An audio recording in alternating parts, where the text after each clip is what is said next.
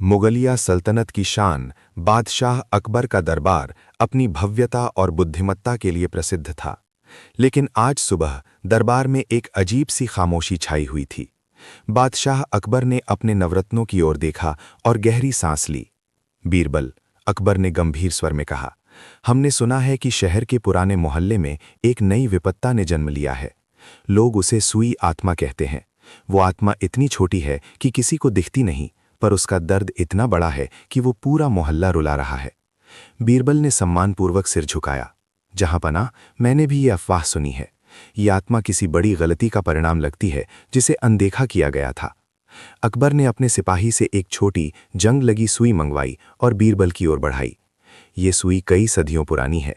लोग कहते हैं कि इस पर एक अभागे दर्जी की आत्मा का वास है, जो अपनी अंतिम इच्छा पूरी ना होने के कारण इसमें कैद हो गया। बताओ बीरबल, क्या एक निर्जीव सुई में भी कोई आत्मा निवास कर सकती है? और अगर हाँ, तो उसे मुक्ति कैसे मिलेगी? बीरबल ने सुई को हथेली पर लिया। उसका तेज दिमाग तुरंत इस छोटी पहेली के पीछे छिपे गहरे रहस्य को टटोलने लगा। ये केवल एक प्रेत कथा नहीं थी, बल्कि न्याय की एक अनसुलझी गुत्थी थी। बीरबल ने सुई को बड़ी सावधानी से अपनी अंगुली के सिरे पर टिकाया। उन्होंने अपनी आंखें बंद कीं और कुछ क्षणों तक ध्यानमग्न रहे, जैसे उस जंग लगे लोहे के टुकड़े के भीतर दबी हुई कहानी सुनने का प्रयास कर रहे हों। जहांपनाह, बीरबल ने अपनी आंखें खोलीं। एक दर्जी की आत्मा का वास सुई में होना बताता है कि उसकी अंतिम इच्छा कपड़े या सिलाई से जुड़ी थी। ये आत्मा तब तक मुक्त नहीं हो सकती जब तक कि वो सुई, जो उसके जीवन का आधार थी, किसी ऐसे काम को पूरा ना कर दे जो अधूरा रह गया। अकबर ने उत्सुकता से पूछा, वो काम क्या हो सकता है? अकबर ने पूछा। कल शाम, बीरबल ने घोषणा की, हम एक विशेष आत्मिक जांच सभा आयोजित करेंगे। मैं जानता हूं कि उस लालची व्यापारी को दरबार में कैसे लाया जाए। अगली शाम दरबार का माहौल पूरी तरह बदल चुका था। भव्य दीवाने एक हास में बीरबल ने मध्य में एक काली मखमली मेज स्थापित करवाई। इस मेज पर एक छोटा सादा मिट्टी का घड़ा रखा था, जिसके बारे में बीरबल ने घोषणा की थी कि उसी में सुई आत्मा विश्राम कर रही है। बीरबल ने गुप्त रूप से उस व्यापारी को बुलाया था, जिसका नाम धनीचंद था, जिसमें आत्महत्या करने वाले कारीगर का भुगतान रोक दिया था। धनीचंद को यह कहकर बुलाया गया था कि बादशाह उसे व्यापार में एक बड़ा नया अवसर देने वाले हैं। जब धनीचंद दरबार में दाखिल हुआ तो उसका चेहरा लालच और अजीब से डर का मिश्रण था। बीरबल ने सभी दरबारी और धनीचंद को संबोधित करते हुए गंभीर स्वर में कहा, आज रात हम परम सत्य की जांच करेंगे। हर उपस्थित व्यक्ति को इस मेज के पास जाना होगा और अपनी उंगली घड़े पर रखनी होगी। ये सुई आत्मा केवल पापी की उंगली के स्पर्श पर कांपती है और उसे तुरंत पकड़ लेती है। बीरबल ने धनीचंद की ओर तीखी निगाह डाली। जो निर्दोष है वो बेझिझक आगे आए। बीरबल ने पहले मुख्य वजीर को आगे बढ़ने का आदेश दिया। वजीर ने बिना किसी हिचकिचाहट के अपनी उंगली घड़े पर रखी। घड़ा शांत रहा। वजीर ने राहत की सांस ली। एक एक करके बाकी निर्दोष दरबारी भी आए और सुरक्षित रूप से निकल गए। उनके चेहरों पर आत्मविश्वास था। जैसे ही उनका हाथ घड़े से दूर होता, वे बीरबल की ओर देखते और मंद मंद मुस्कुराते। अंत में धनीचंद की बारी आई। बीरबल की आंखों ने उसे जैसे जकड़ लिया था। धनीचंद कांप रहा था। उसे लगा कि सुई आत्मा सचमुच मौजूद है और उसकी चोरी पकड़ लेगी। वो मेज के पास पहुंचा। उसका हाथ थरथरा रहा था। उसने अपनी उंगली उठाई, लेकिन छूने से ठीक पहले डर से उसकी सांसें रुक गईं। वो वहीं जम गया। उसने घड़े को स्पर्श नहीं किया। बीरबल ने अपनी गंभीर मुद्रा बनाए रखी। धनीचंद, क्या हुआ? क्या तुम निर्दोष नहीं हो? धनीचंद ने लड़खड़ाती आवाज में कहा, मैं बहुत डरा हुआ हूं हुजूर। मैं किसी आत्मा को छूना नहीं चाहता। या तुम पापी हो और तुम पकड़े जाने से डरते हो। बीरबल जानते थे कि सुई का उपयोग केवल दर्जी के हाथों से ही नहीं, बल्कि न्याय के उद्देश्य से होना चाहिए। कुछ ही घंटों में राज्य के गुप्तचर एक वृद्ध कुम्हार, जिसका नाम माधव था, को दरबार में लाए। माधव का चेहरा चिंता से भरा था। उसने अपना एकमात्र बहुमूल्य वस्त्र, एक पुराना पर अत्यंत रंगीन साफा, बीरबल के सामने रखा। ये साफा उसकी दिवंगत पत्नी की अंतिम भेंट थी, जो अब बीच से बुरी तरह फटा हुआ था। माधव ने कांपते हुए हाथों से कहा, यह सिर्फ कपड़ा नहीं है हुजूर, ये मेरी याददाश्त और निष्ठा है। इसके फटने से मेरी आत्मा फट गई है। बीरबल मुस्कुराए। उन्होंने उस दर्जी को बुलाया जिसके पास सुई आत्मा थी, और उसे आदेश दिया कि वो इस साफे को प्रेम और निष्ठा के साथ बिना किसी शुल्क के सिले। जब दर्जी ने वो सुई उठाई और माधव के फटे हुए साफे में पहला टांका लगाया, तो सुई ने सामान्य सुइयों की तरह कोई प्रतिरोध नहीं किया, बल्कि वो सरलता से कपड़े के रेशों में समाती चली गई, मानो वो स्वयं उस प्रेम और आवश्यकता को महसूस कर रही हो। दर्जी के चेहरे पर आश्चर्य और संतुष्टि का भाव था। वो बड़ी ही तन्मयता से टांके लगाने लगा। टांके बड़ी सफाई और तेजी से पड़ रहे थे। हर टांके के साथ सुई आत्मा की बेचैनी शांत होती जा रही थी। उसे लग रहा था जैसे वो वर्षों से जिस उद्देश्य की तलाश में थी वो आज पूरी हो रही है। इस बार टाँके लगाने में कोई थकान नहीं थी, बल्कि एक गहरा संतोष था। कुछ ही क्षणों में साफा पहले जैसा हो गया, न कोई निशान, न कोई शिकन। फटा हुआ हिस्सा पूरी तरह से गायब हो चुका था। दर्जी ने कृतज्ञता से सुई को चूमा और बीरबल की ओर देखा। उसकी आंखों में अब भय नहीं बल्कि सम्मान था। बीरबल ने मुस्कुराते हुए माधव से कहा, जब किसी कार्य में प्रेम और निष्ठा होती है तो सबसे बेचैन आत्मा भी मोक्ष पा लेती है। ये सुई स्वार्थ की भावना से सिलती थी, इसीलिए फट गई थी। आज इसने निस्वार्थ भाव से कार्य किया है। माधव ने साफे को हाथ में लिया और अनुभव किया कि वो पहले से अधिक मजबूत और सुंदर लग रहा था। उसने झुककर बीरबल के चरणों को छुआ और दर्जी को भी धन्यवाद दिया। बीरबल ने हवा में हाथ लहराया जैसे अदृश्य सुई की आत्मा को विदा कर रहे हों। माधव, उन्होंने गंभीर स्वर में कहा, याद रखना, जीवन में कभी कभी सबसे छोटी वस्तु, चाहे वो एक सुई हो या एक छोटा सा कार्य, सबसे बड़ा सबक सिखा जाती है। तुम्हारी पगड़ी अब सिर्फ कपड़ा नहीं है, ये निष्ठा और त्याग का प्रतीक है। माधव की आंखें भर आईं। उसने साफे को सिर पर धारण किया, इस बार गर्व से, ना कि चिंता से। उसे महसूस हुआ कि आत्मसम्मान केवल धन या पद में नहीं होता, बल्कि अपने कर्तव्यों को ईमानदारी से निभाने में होता है। दर्जी ने अपने औजारों को समेटा। उसके चेहरे पर दशकों पुरानी थकान की जगह अब हल्की मुस्कान थी। चलिए मित्र, बीरबल ने माधव को संकेत दिया, अब हमें वापस बादशाह अकबर के दरबार में लौटना चाहिए। उन्हें ये जानने की उत्सुकता होगी कि फटा हुआ साफा कैसे साबुत हो गया और एक बेचैन आत्मा को शांति कैसे मिली। तीनों उस गली से मुख्य रास्ते की ओर चल दिए। सूरज अब ढल रहा था और आसमान में सुनहरी आभा फैल रही थी। माधव जानता था कि ये अनुभव वो कभी नहीं भूलेगा। राजमहल की ओर जाते हुए रास्ते पर माधव के कदमों में अब पहले वाली हिचक नहीं थी। उसके हृदय में संतोष का वो भाव था जो वर्षों से अनसुलझे कर्तव्य के बोझ तले दबा हुआ था। बीरबल जी, माधव ने धीमी कृतज्ञ आवाज में कहा, आज आपने मुझे सिखाया कि एक साधारण कारीगर का काम भी कितना महत्वपूर्ण हो सकता है। मैं उस साफे की चिंता में इतना उलझ गया कि अपने जीवन के धागे ही उलझ बैठा। बीरबल ने स्नेहपूर्वक उसकी ओर देखा। माधव, दुनिया की सबसे बड़ी अदृश्य शक्ति डर या भूत नहीं, बल्कि अधूरा छोड़ा गया काम और अपराध बोध होता है। तुमने अपनी सुई की नोक पर उस आत्मा को शांति दी है। अब चलो, बादशाह सलामत हमारी प्रतीक्षा कर रहे होंगे और उन्हें यह जानना उत्सुकता होगी कि फटे साफे का रहस्य क्या था। जब वे शाही दरवाजे से गुजरे तो शाम की मध्यम रोशनी में दरबार का दृश्य और भी गंभीर लग रहा था।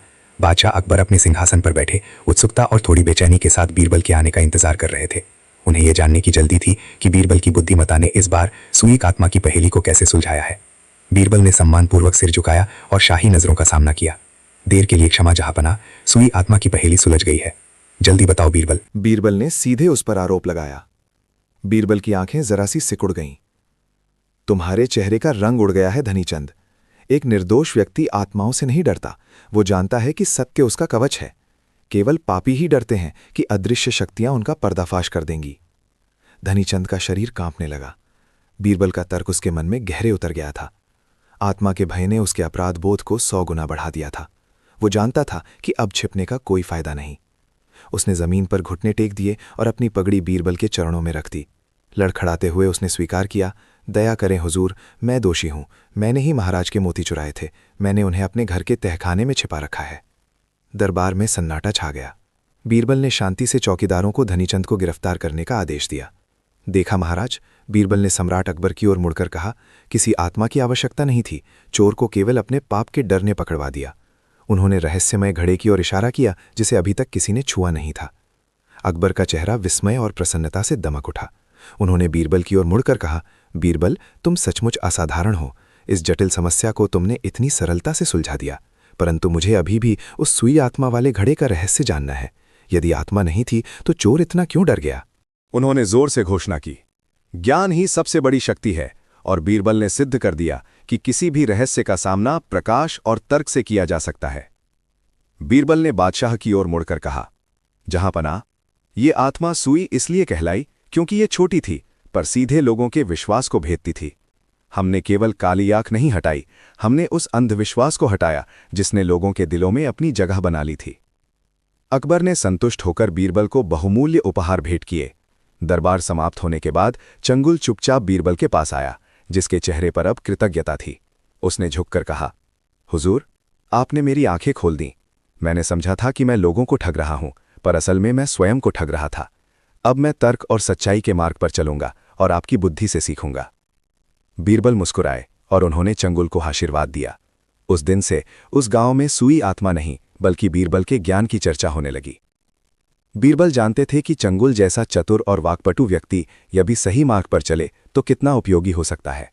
उन्होंने चंगुल को तुरंत दरबार में कोई पद तो नहीं दिया, लेकिन उसे ये जिम्मेदारी सौंपी कि वो अपने पुराने अनुभवों का प्रयोग करते हुए गांव-गांव जाकर लोगों को अंधविश्वास के खतरों के बारे में जागरूक करे। चंगुल ने पूरी लगन से ये कार्य किया। जहां वो पहले लोगों को डराकर ठगता था, अब वही व्यक्ति उन्हें तर्क और विज्ञान की बातें सरल भाषा में समझाता था।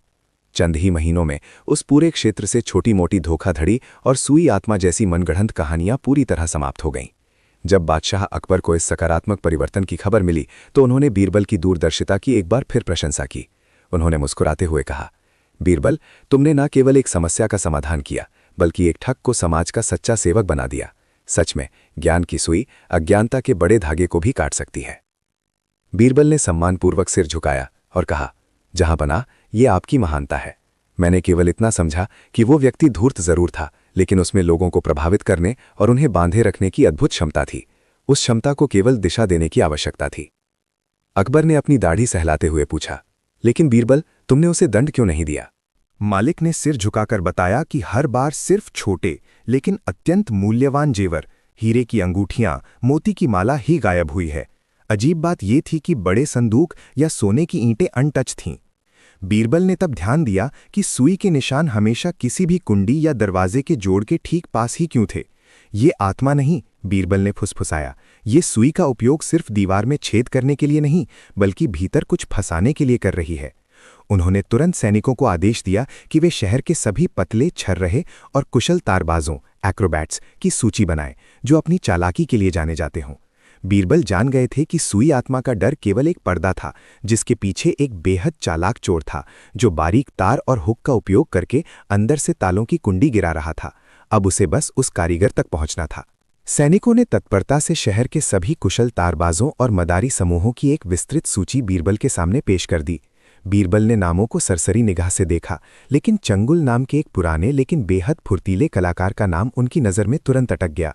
चंगुल अपनी असाधारण उंगलियों की कलाबाजी और तंग जगहों से निकलने की महारत के लिए जाना जाता था। बीरबल को याद आया कि चोरी की पिछली दोनों वारदातें एक ऐसे क्षेत्र में हुई थीं जहां हाल ही में एक बड़ा धार्मिक मेला लगा था। चंगुल ने उस मेले में कई दिन प्रदर्शन किया था। यही है वो सुई आत्मा, बीरबल ने आत्मविश्वास से कहा। उसकी चालाकी उसकी कला में छुपी है। उन्होंने तुरंत अपने सबसे भरोसेमंद गुप्तचरों को बुलाया और उन्हें आदेश दिया कि वे भेष बदलकर चंगुल के ठिकाने पर नजर रखें। उन्हें विशेष रूप से ये देखना था कि चंगुल किस तरह के औजारों को छुपाकर रखता है, विशेषकर अत्यधिक पतली, मजबूत सुइयां और बारीक तार।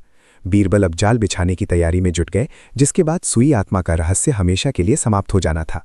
कुछ ही घंटों में बीरबल के गुप्तचर निर्णायक जानकारी लेकर लौटे। उन्होंने बताया कि चंगुल अपने तंबू के भीतर एक मजबूत लोहे की पेटी में कुछ गुप्त औजार रखता है। उन्होंने चोरी छिपे उस पेटी की जांच की और वहां उन्हें पतली, लचीली सुइयां और चांदी जैसे चमकीले, लगभग अदृश्य तार मिले, जो इतनी बारीकी से गढ़े गए थे कि दूर से उन्हें देखना असंभव था। बीरबल मुस्कुराए। सुई आत्मा नहीं, ये तो सिर्फ कला की चालाकी है, उन्होंने मन में कहा। उन्होंने तुरंत एक योजना बनाई। अगले ही दिन उन्होंने बादशाह अकबर से अनुरोध किया कि वे चंगुल का अंतिम प्रदर्शन दरबार में आयोजित करें। बीरबल ने शर्त रखी कि वे खुद इस बार चंगुल के जादू को करीब से देखेंगे, ताकि ये सुनिश्चित हो सके कि ये वास्तव में कोई अलौकिक शक्ति है या केवल दिखावा। बीरबल जानते थे कि जब चंगुल बादशाह के सामने प्रदर्शन करेगा तो वो अपनी कलाबाजी में थोड़ा लापरवाह हो जाएगा, और बस यही मौका बीरबल को चाहिए था। ये चुनौती ही वो निर्णायक जाल थी। अगले दिन दरबार में विशेष आयोजन हुआ। चंगुल अपने विशिष्ट लाल और काले परिधान में आया। उसके चेहरे पर आत्मविश्वास था, पर थोड़ा सा अहंकार भी झलक रहा था। बीरबल अकबर के बगल में एक शांत मुद्रा में बैठे थे, लेकिन उनकी आंखें किसी शिकारी की तरह चंगुल की हर हरकत को पढ़ रही थीं। चंगुल ने अपना सबसे प्रसिद्ध सुई आत्मा का प्रदर्शन शुरू किया। उसने दावा किया कि वो खुद को एक अदृश्य सुई के रूप में बदल देगा और फिर अचानक हवा से प्रकट होगा। जैसे ही उसने खुद को एक मोटे मखमली कपड़े के पीछे छिपाया और मंत्रोच्चारण शुरू किया, दरबार में गहन चुप्पी छा गई। चंगुल का सारा ध्यान अकबर की प्रशंसा बटोरने पर केंद्रित था। बीरबल को तभी वो निर्णायक क्षण मिला। उन्होंने देखा कि जब चंगुल ने तेजी से कपड़ा फेंका और अदृश्यता का भ्रम पैदा किया, तो हवा में सुई की गति नहीं, बल्कि उसके जूते की नोक की एक क्षणिक झलक दिखाई दी। वो झलक केवल 1 सेकंड के 10वें हिस्से जितनी थी, जिसे उसने जल्दबाजी और लापरवाही में अनदेखा कर दिया था। बीरबल मुस्कुराए। उन्हें पता चल गया था कि ये प्रदर्शन कलाबाजी है, अलौकिक शक्ति नहीं। ये चुनौती ही वो निर्णायक जाल थी, और अब समय था उस जाल को खींचने का। बीरबल ने जोर से ताली बजाई, जिससे चंगुल का अगला प्रदर्शन बीच में ही रुक गया। दरबार में सन्नाटा छा गया। बीरबल आत्मविश्वास से भरे कदमों से मंच की ओर बढ़े। उन्होंने झुककर बादशाह अकबर को सलाम किया और फिर सीधा चंगुल की आंखों में देखा, जिसके चेहरे पर अब आत्मविश्वास की जगह घबराहट झलक रही थी। जहांपनाह, बीरबल ने कहा। उनकी आवाज़ शांत लेकिन दृढ़ थी। मैं आपसे क्षमा चाहता हूं, लेकिन ये प्रदर्शन अलौकिक नहीं बल्कि अति उत्कृष्ट कलाबाजी है। ये सुई आत्मा केवल चंगुल की तीव्र गति और आपके ध्यान को कुशलता से भंग करने की क्षमता का प्रमाण है। चंगुल का चेहरा पीला पड़ गया। इसने हर बार हवा में कपड़े को फेंककर अदृश्यता का भ्रम पैदा किया, लेकिन अगर आप ध्यान दें तो देखेंगे कि हर बार गायब होने से ठीक पहले इसके दाहिने जूते की नोक फर्श से थोड़ी सी रगड़ खाती है। यह सुई आत्मा नहीं, फिसलकर तेजी से छिपने की तैयारी है। मैं अभी इसे साबित कर सकता हूं। इतना कहकर बीरबल ने एक सेवक को बुलाया और एक साधारण सा काम करने को कहा, जिसने सारी पोल खोल दी। बीरबल ने सेवक के कान में फुसफुसाते हुए निर्देश दिए। सेवक ने तुरंत दरबार के एक कोने से महीन काली राख की एक मुट्ठी ली और उसे चुपके से उस विशिष्ट स्थान के चारों ओर बिखेर दिया जहां से चंगुल अपनी सुई आत्मा का प्रदर्शन करता था। अब चंगुल, बीरबल ने शांत लेकिन आधिकारिक स्वर में कहा, एक बार फिर अपने कर्तव्य का प्रदर्शन करें, उसी गति से गायब हों। चंगुल पहले तो हड़बड़ाया, उसकी आंखें राख से सने फर्श को घूर रही थीं। वो जानता था कि अब उसकी पोल खुल जाएगी, मगर बादशाह अकबर की तीखी निगाहें उस पर थीं, इसलिए मना करना असंभव था। डरते डरते उसने कपड़ा हवा में उछाला और जैसे ही कपड़ा गिरने वाला था उसने तेजी से फिसलने की कोशिश की। इस बार चंगुल अपनी जगह से गायब होने में सफल रहा, लेकिन वो अदृश्य नहीं हो पाया। काली राख पर उसके दाहिने जूते की रगड़ का एक गहरा काला निशान फर्श पर साफ दिखाई दिया, जो सीधे एक विशाल पर्दे के पीछे जाता था। सेवक ने तुरंत पर्दा हटाया और वहां चंगुल हांफता हुआ कपड़े के ढेर के पीछे छिपा मिला। बीरबल ने विजयी मुस्कान से कहा, देखिए बादशाह सलामत, ये सुई आत्मा नहीं, ये तो सिर्फ सुई की नोक जितना तेज धोखेबाज है। बादशाह अकबर की आंखें फटी की फटी रह गईं। कुछ पल की चुप्पी के बाद उन्होंने जोर से ठहाका लगाया, जो पूरे दरबार में गूंज उठा। वाह बीरबल! बादशाह अकबर ने अपने सिंहासन पर थोड़ा आगे झुकते हुए कहा, वो फटे सांफे का रहस्य क्या था और तुम्हारी सुई ने उस आत्मा को कैसे शांत किया? क्या वो सचमुच कोई भूत थी या ये किसी दरबारी का नाटक था? बीरबल मुस्कुराए, महाराज, वो ना तो भूत थी और ना ही नाटक। वो एक व्यक्ति की बेचैन आत्मा थी, जो जीवन में एक छोटे से लेकिन महत्वपूर्ण अपराध बोध से बंधी हुई थी। वो एक दर्जी था जिसने मरते समय एक गरीब का कपड़ा अधूरा छोड़ दिया था। जिस तरह वो साफा फाड़ दिया गया था, उसी तरह उस आत्मा का काम भी अधूरा था और वो मुक्ति नहीं पा रही थी। अकबर ने विस्मय से सुना, और सुई? सुई जहांपनाह, बीरबल ने दृढ़ता से कहा, समाधान का प्रतीक थी। जब मैंने उस सुई से फटे साफे को जोड़ दिया तो आत्मा को लगा कि उसका अधूरा काम पूरा हो गया। सुई की नोक ने केवल कपड़ा नहीं टाका, उसने उस दर्जी की अधूरी जिम्मेदारी को पूरा किया। इस छोटे से प्रायश्चित ने उसे शांति दी और आत्मा मुक्त हो गई। अकबर का चेहरा अब संतुष्टि से चमक उठा। अद्भुत बीरबल, तुम सचमुच बुद्धिमान हो। तुम न केवल मानव मन को समझते हो, बल्कि उन सूक्ष्म बंधनों को भी जानते हो जो एक आत्मा को इस संसार से बांधे रखते हैं। अकबर अपनी गद्दी से उठे और टहलने लगे। मैंने सोचा था कि ये कोई बड़ा खजाना या विशाल अपराध होगा जिसके कारण वो आत्मा भटक रही होगी, लेकिन ये सिर्फ एक सुई और एक गरीब का अधूरा कपड़ा था। ये सिखाता है कि जीवन में छोटे से छोटे काम को भी पूर्णता तक पहुंचाना कितना आवश्यक है। अधूरापन ही अशांति का मूल कारण है, चाहे वो जीवित व्यक्ति में हो या मुक्त होने की राह देख रही आत्मा में। उन्होंने राहत की सांस ली।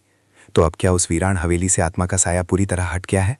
बीरबल ने झुककर उत्तर दिया, जी जहांपनाह, अब वो हवेली शांत है। दर्जी की भटकती आत्मा ने अंततः सुई की नोक पर अपनी मुक्ति पाली है।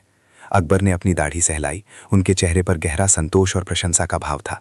वाह बीरबल, तुम वास्तव में अद्भुत हो। जहां सभी दरबारी तलवार और ताबीज लेकर उस आत्मा से लड़ने गए, तुमने केवल एक धागे और एक छोटी सी सुई से उसे मुक्ति दिला दी। बादशाह ने थोड़ा झुकते हुए पूछा, पर बीरबल, तुम्हारी इस असाधारण सूझबूझ का रहस्य क्या है? बीरबल मुस्कुराए। एक दर्जी का सबसे बड़ा धर्म होता है तन ढकना। मुझे संदेह है कि वो किसी बहुत जरूरी लेकिन फटी हुई पोशाक को सिलना चाहता था। यदि ये सुई अपनी आत्मा को मुक्त करना चाहती है तो इसे किसी अत्यंत जरूरतमंद व्यक्ति के सबसे प्रिय वस्त्र को प्रेम और निष्ठा के साथ सिलना होगा। उन्होंने तुरंत एक आदेश जारी किया, राज्य में पता लगाओ कि किस गरीब व्यक्ति का वस्त्र फटा है और उसकी मरम्मत तुरंत आवश्यक है। इतने लोगों को ठगने के बाद उसे कारागार में होना चाहिए था। बीरबल ने उत्तर दिया, दंड से डर पैदा होता है, परंतु ज्ञान से विवेक और जिम्मेदारी। अगर मैं उसे जेल भेज देता तो वो बाहर आकर फिर वही काम करता, लेकिन जब हमने उसे समाज की भलाई का भार सौंपा तो उसके अंदर की प्रतिभा सकारात्मक रास्ते पर लग गई। अब वो लोगों का डर नहीं बल्कि सम्मान कमा रहा है। यही सच्चा न्याय है। बादशाह अकबर ने बीरबल के इस न्याय दर्शन को सुनकर सिर हिलाया और उनकी बुद्धिमत्ता की गहराई को महसूस किया। उन्होंने कहा कि बीरबल की रणनीति में सुधार हमेशा प्रतिशोध से ऊपर रहा। बीरबल की रणनीति में सुधार हमेशा प्रतिशोध से ऊपर रहा। बादशाह अकबर ने गर्व से कहा, तुम्हारी बुद्धिमत्ता ने साबित कर दिया कि एक अपराधी को बोझ नहीं बल्कि समाज का स्तंभ बनाया जा सकता है। कुछ दिनों बाद शाम के समय जब दरबार समाप्त हो चुका था, अकबर ने बीरबल को अपने निजी कक्ष में बुलाया। उनके चेहरे पर पहले वाला उल्लास नहीं था, बल्कि एक गहरी चिंता थी। बीरबल, इस बार मामला न्याय का नहीं बल्कि भय और रहस्य का है, अकबर ने धीमे स्वर में कहा। महल के दक्षिणी हिस्से में एक अजीबोगरीब घटना हो रही है। रात के गहन सन्नाटे में लोगों को सुई चलने की खिच खिच खिच खिच की आवाजें सुनाई देती हैं, जैसे कोई अदृश्य दर्जी काम कर रहा हो। पहरेदार इसे सुई आत्मा कहते हैं। कई कीमती कपड़े और पर्दे रहस्यमय ढंग से रात भर में कट फट जाते हैं। अकबर ने एक फटा हुआ रेशमी टुकड़ा बीरबल की ओर बढ़ाया। लोग दहशत में हैं। मैं चाहता हूं कि तुम इस अदृश्य सुई आत्मा के पीछे का सच पता लगाओ, अन्यथा शाही महल में काम करने वाले सभी कारीगर डरकर भाग जाएंगे। बीरबल ने फटे हुए रेशमी टुकड़े को लिया और उसे प्रकाश में घुमाकर देखा। उस कटे हुए हिस्से में अद्भुत सटीकता थी, मानो किसी कुशल कारीगर ने जानबूझकर काटा हो। जहां पना, बीरबल ने अपनी बुद्धि की धार तेज करते हुए कहा, सुई आत्मा केवल उन लोगों के मन में है जो डरते हैं। असली अपराधी मांस और रक्त से बना होगा। मुझे आज रात ही दक्षिणी विंग में डेरा डालने की अनुमति दें। उसी शाम बीरबल ने अपनी योजना तैयार की। उन्होंने उस क्षेत्र के सभी प्रवेश और निकास मार्गों को गुप्त रूप से चिन्हित किया जहां आवाजें आती थी। उन्होंने एक छोटे से परित्यक्त भंडार गृह में, जहां रेशम के पुराने थान रखे थे, अपना आसन जमाया। रात आधी गुजर चुकी थी। महल में गहरी चुप्पी छा गई थी। केवल खामोशी का शोर था। बीरबल पूरी तरह सतर्क थे। तभी दक्षिणी गलियारे के अंत से अत्यंत धीमी और लगातार वो अजीब आवाज सुनाई दी, खिच खिच। बादशाह ने प्रसन्न होकर उन्हें पुरस्कार स्वरूप मोतियों का हार भेंट किया और सभा को स्थगित करने का आदेश दिया। लेकिन ये कहानी वर्षों तक दिल्ली सल्तनत के गलियारों में गूंजती रही। दिल्ली की जनता के लिए वो सुई आत्मा केवल दरबार की एक मनोरंजक अफवाह नहीं थी, वो वास्तव में एक ऐसी अनसुलझी पहेली थी जो विशेषकर दिल्ली के बुनकर और दर्जी मोहल्लों को परेशान करती थी। लोगों का मानना था कि आत्मा रात में सुई धागों के बक्सों से महीन आवाजें निकालती थी। असली कहानी ये थी कि बीरबल ने अदालत में अपनी बुद्धिमत्ता का प्रदर्शन करने के बाद चुपचाप उस दरगाह का दौरा किया था जहां ये आत्मा सबसे ज्यादा सक्रिय थी। उन्होंने पाया कि ये आत्मा एक ईमानदार कारीगर की थी जिसे एक लालची व्यापारी ने धोखा दिया था और आत्महत्या के लिए मजबूर किया था। अगले दिन सुबह होते ही अकबर को अजीब समाचार मिला। वो दरबारी जिसने सबसे पहले आत्मा के भाई का नाटक किया था, अब वास्तव में डर से कांप रहा था। बीरबल ने उसे दरबार में बुलाया। महाराज, दरबारी थरथराते हुए बोला, जब से मैंने उस आत्मा की बात की है, मेरी नींद हराम हो गई है। रात को मुझे सुई चुभने का दर्द महसूस होता है। बीरबल ने गंभीरता से उसकी ओर देखा। डर तो उसे लगता है जिसका विवेक साफ ना हो। विवेक साफ न हो, बीरबल ने दोहराया और उसकी आवाज में एक अजीब दृढ़ता थी। बताओ दरबारी, तुम्हें यह दर्द ठीक किस समय महसूस होता है? और ये चुभन क्या केवल तुम्हें ही परेशान कर रही है या दरबार में कोई और भी है? दरबारी ने अपने कांपते हुए दाहिने हाथ को दिखाया। रात के दूसरे पहर में, जब गहरी नींद आने वाली होती है। और हाँ महाराज, ये चुभन सिर्फ मुझे ही नहीं बल्कि उस व्यापारी के पड़ोसी को भी महसूस हुई है जो इस कारीगर के धोखे में शामिल था। कम से कम मैंने सुना है। अकबर ने बेचैनी से अपनी दाढ़ी सहलाई। तो ये आत्मा केवल निर्दोषों को नहीं बल्कि उन लोगों को भी निशाना बना रही है जिनका संबंध उस दुर्भाग्यपूर्ण घटना से था। तुम हमेशा उस समस्या की जड़ तक कैसे पहुंच जाते हो जिसे बाकी सब ऊपरी तौर पर देखते हैं? बीरबल ने विनयपूर्वक उत्तर दिया, जहां पनाह, रहस्य कुछ नहीं है। मैंने बस इतना समझा कि आत्मा को डर या शक्ति से नहीं जीता जा सकता, उसे केवल पूर्ति चाहिए थी। जीवन में हर कार्य, चाहे वो राजा का शासन हो या एक गरीब दर्जी का अधूरा कपड़ा, यदि प्रेम और लगन से किया जाए तो बंधन नहीं बनता। लेकिन जहां कार्य अधूरा छूट जाता है, वहीं अशांति जन्म लेती है। उस दर्जी की सुई सिर्फ एक औजार नहीं थी, वो उसके जीवन के अंतिम संकल्प का प्रतीक थी। संकल्प पूरा हुआ, मुक्ति मिली। अकबर ने संतुष्टि में सिर हिलाया। सभा में उपस्थित सभी दरबारी बीरबल की बुद्धिमत्ता के सामने नतमस्तक थे। वाह बीरबल, तुम सचमुच अद्वितीय हो। बादशाह अकबर ने खड़े होकर बीरबल की पीठ थपथपाई। तुमने न केवल एक रहस्य सुलझाया बल्कि हमें यह भी सिखाया कि अधूरापन कितना खतरनाक हो सकता है। यदि एक छोटी सी सुई की आत्मा को मुक्ति के लिए इतना प्रयास करना पड़ा, तो सोचो हमारे राज्य के अधूरे पड़े कार्यों से कितनी अशांति उत्पन्न होती होगी। बीरबल ने विनम्रता से झुककर कहा, जहां पनाह, ये केवल एक दर्जी और उसकी सुई का किस्सा नहीं है, ये हर मनुष्य के भीतर की तृष्णा है। शासन हो या व्यापार, संकल्प को पूरा करना ही सच्ची साधना है। अकबर मुस्कुराए। ठीक कहा बीरबल, अब इस गंभीर चर्चा को यहीं विराम दो। मैं ये जानना चाहता हूं, जब तुम उस आत्मा से बात कर रहे थे तो तुम्हें जरा भी डर नहीं लगा? क्योंकि पूरी सभा का रंग तो पीला पड़ गया था। बीरबल ने हंसते हुए उत्तर दिया, महाराज, जहां सत्य और न्याय का साथ हो वहां डर का क्या काम? बीरबल ने अपनी आंखें सिकोड़ी। महाराज, आत्मा की सुई अक्सर उसी धागे को ढूंढती है जो अन्याय से बुना गया हो। ये दरबारी चाहे भय का नाटक कर रहा था, पर इसका सीधा संबंध उस धोखे से जरूर होगा, शायद अनजाने में ही। हमें उस लालची व्यापारी को तुरंत ढूंढना होगा। यदि ये सुई आत्मा का न्याय है तो इसका अगला निशाना वही होगा जिसने कारीगर को आत्महत्या के लिए मजबूर किया। तो तुम्हारा क्या विचार है बीरबल? तुमने फिर साबित कर दिया कि तुम्हारे सामने कोई छल नहीं टिक सकता। तुरंत सिपाहियों ने चंगुल को धर दबोचा और उसे घसीटते हुए बाहर निकाला। कपड़े के ढेर से कई शाही गहने और चोरी के सामान भी बरामद हुए, जिन्हें उसने सुई आत्मा बनकर गायब करने का दावा किया था। बीरबल ने आगे बढ़कर कहा, जहांपना, इस धोखेबाज की चालाकी की एक सीमा थी। सुई आत्मा की तरह पतला होने का नाटक तो किया, लेकिन जब ये कपड़े की आड़ में भागा तो कपड़े और फर्श की काली राख के बीच घर्षण यानी फ्रिक्शन पैदा हुआ। सुई आत्मा हवा में तैरती है, जमीन पर फिसलकर अपने होने का निशान नहीं छोड़ती। वो काला निशान ही इस बात का सबूत था कि वो कपड़े की आड़ में भौतिक शरीर के साथ भाग रहा था। इसका सारा जादू बस कपड़े को तेजी से हवा में उछालने और फिर फिसलकर छिप जाने पर निर्भर था। चंगुल ने शर्मिंदगी से सिर झुका लिया। उसे अपने किए पर पछतावा हो रहा था। बीरबल ने शांत मुद्रा में चंगुल की ओर देखा। पछतावा अच्छी बात है चंगुल, लेकिन झूठ और भ्रम फैलाकर लोगों की आस्था को चोट पहुंचाना ठीक नहीं। तुम सुई आत्मा नहीं बल्कि पेट आत्मा यानी भूख के शिकार थे, जिसने तुम्हें ये चाल चलने पर मजबूर किया। बीरबल ने फिर जमीन पर गिरी राख की ओर इशारा किया। याद रखना, जहां विज्ञान और तर्क समाप्त होते हैं वहां अंधविश्वास अपनी जड़ें जमाता है। ये काली राख तुम्हारे भौतिक अस्तित्व का प्रमाण है, और ये भी कि हर चमत्कार के पीछे कोई ना कोई साधारण तर्क जरूर छिपा होता है। बादशाह अकबर, जो अब तक आश्चर्यचकित थे, मुस्कुराए। उन्होंने बीरबल की पीठ थपथपाई। बीरबल, तुमने एक बार फिर साबित कर दिया कि ज्ञान की रोशनी में कोई भी आत्मा ज्यादा देर तक नहीं टिक सकती। चंगुल को माफी दी गई, पर उसे चेतावनी भी मिली कि वो भविष्य में ऐसी धोखाधड़ी न करे। उसने सिर उठाकर बीरबल और बादशाह को धन्यवाद दिया। उसकी आंखों में अब केवल सच्चा सम्मान था। बादशाह अकबर ने अब महल के आंगन में उपस्थित दरबारी और आम जनता की ओर देखा। सुई आत्मा का भय समाप्त हुआ। बीरबल ने आत्मविश्वास से सिर हिलाया। जहां पनाह, चाहे चोर इंसान हो या कोई आत्मा, हर अपराध के पीछे एक तर्क होता है। मैं उस तर्क को खोज निकालूंगा। बीरबल ने उसी क्षण कमर कस ली। उन्होंने अफवाहों के केंद्र उन 3 व्यापारियों के घरों का दौरा किया, जिनके खजाने कथित तौर पर सुई आत्मा ने खाली कर दिए थे। हर घर की कहानी एक थी। गहने गायब थे, पर न ताला टूटा था और न ही कोई द्वार। सभी ने मान लिया था कि आत्मा हवा में घुल मिलकर चली गई। लेकिन बीरबल का ध्यान बड़ी चोरी पर नहीं, बल्कि बारीक विवरणों पर गया। उन्होंने गौर किया कि हर चोरी वाले स्थान पर दीवार के निचले सिरे के पास कुछ अत्यंत महीन, लगभग अदृश्य छेद थे। ये छेद इतने छोटे थे कि इन्हें सुई का वार माना जा सकता था, पर बीरबल जानते थे कि यह किसी इंसान का काम था। एक घर के चौकीदार ने फुसफुसाते हुए बताया, हुजूर, ये आत्मा बहुत दुबली पतली है। हमने बस एक पतली छाया को खिड़की के पास से फिसलते हुए देखा था। बीरबल ने उस छेद के पास झुककर मिट्टी को छुआ। जहां पनाह, उन्होंने मन में सोचा, ये सुई आत्मा नहीं बल्कि सुई की तरह पतला कोई और है, जो अपने काम में बहुत माहिर है। अब उन्हें बस उस तर्क को पकड़ना था जो इस अदृश्य चोर को चला रहा था।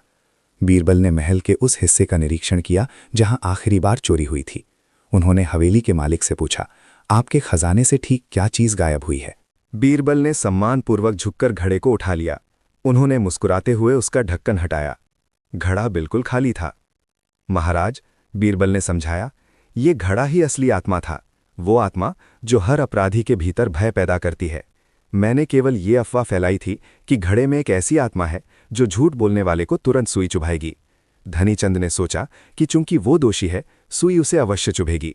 अपने पाप के कारण वो इतना भयभीत हुआ कि उसने घड़े को छूने की हिम्मत भी नहीं की और बिना किसी सुई के वार के ही सच बोल दिया। सम्राट अकबर ने जोर से ठहाका लगाया। दरबारियों ने तालियां बजाईं और एक बार फिर बीरबल की बुद्धि की प्रशंसा की। उन्होंने आदेश दिया कि धनीचंद को कारागार भेजा जाए और चोरी किए गए सारे मोती शाही खजाने में वापस जमा कराए जाएं। बीरबल ने झुककर सम्राट अकबर का आभार व्यक्त किया। अकबर अपनी गद्दी से उठे और प्रेमपूर्वक बीरबल को गले लगाया। वाह बीरबल, तुम वास्तव में 9 रत्नों में सबसे अनमोल रत्न हो। तुमने न सिर्फ मेरे खजाने को बचाया, बल्कि ये भी सिद्ध कर दिया कि बुद्धि बल से कहीं अधिक शक्तिशाली होती है।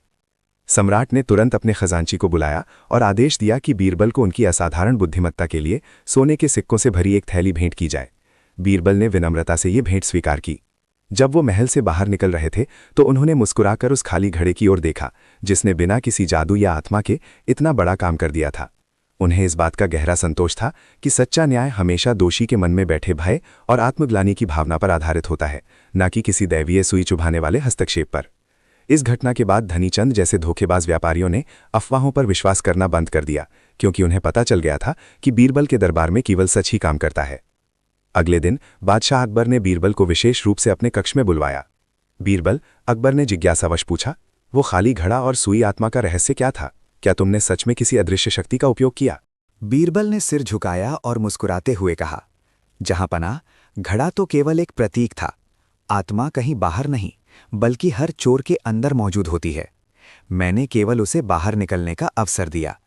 निर्दोष को सुई चुभने का डर नहीं था, लेकिन दोषी जानता था कि उसकी चोरी पकड़ी जाएगी, और यही भय उसे स्वीकारोक्ति तक खींच लाया। बादशाह अकबर बीरबल की मनोवैज्ञानिक पकड़ से अत्यंत प्रभावित हुए।